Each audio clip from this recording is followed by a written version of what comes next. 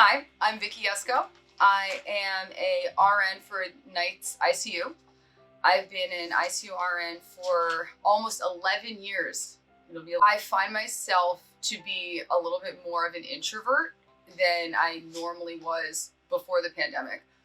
I normally would want to be very social and go out, and I find myself very appreciative of my time at home and my time with my friends and my family and my boyfriend because I realized I took a lot for granted, like going out to dinner, going to see your grandma, little things that the pandemic really like took away from you.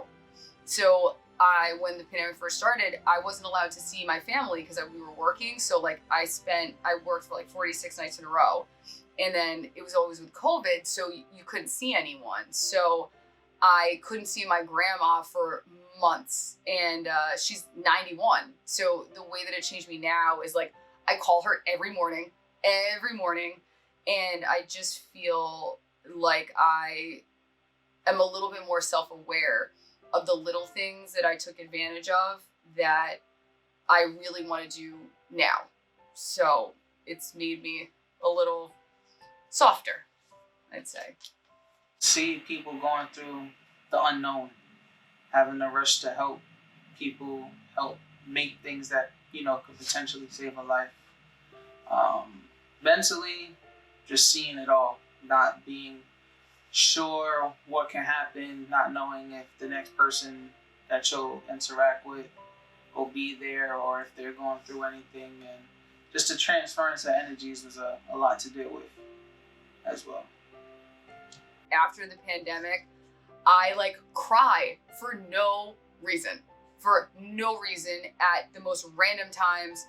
Like, everyone makes jokes and like you watch the first 5 minutes of Up and you're hysterical, or you see some sort of like very sad thing, but I'm much more out of place with my emotions, and I find myself a lot more sensitive than I've ever been. Most difficult part, I would say, would be trying to be a father during it all. Recently had a child, a little girl, in January, so 2 months before literally everything hit the fan. So yeah, that was really difficult. Was it being home with her in the beginning and then having to, I wouldn't say fully separate, but not be there as often was it was difficult, but being able to build those memories because she was getting a little bit older and a little bit more attentive, and her little personality was building itself. So it was fun. It was fun. A lot of memories.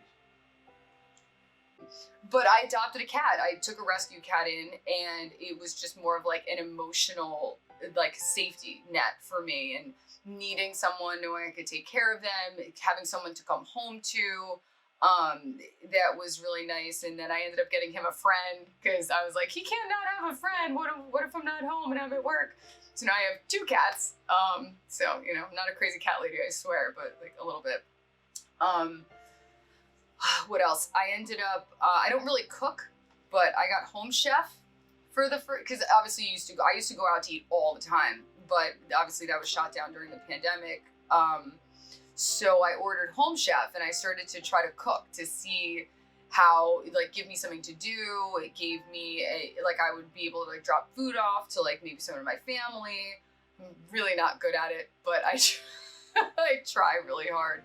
But just to distract myself, just finding hobbies to not just sit there with your thoughts. So it's like I just consistently feel like I need to distract myself, so to speak. So Uh, Retail therapy, a lot of old hobbies. Got back into building Gundam models, um, collecting Funko Pops, which I recently just stopped. Really bad habits. This itself is a silent killer. Learn how to just let it roll off your back like a duck. It ain't worth it. You gotta be able to live your life. Because if you ain't living, what's the point? You gotta be able to just live. Literally just live. Just no day is guaranteed. So just live your life and have fun as much as possible. Advice is consistently just like live your life the way you want it. Like live your life to the fullest. And although obviously financial things you might want to save here or there, but I've really learned like I won't miss that, you know, and I won't miss vacation if I want to go on it, or if I've always wanted to go to see this lighthouse in Rhode Island, like I'm gonna go. If I want to go to that one random restaurant in New York City, like you're gonna go, because you really never know what's gonna happen.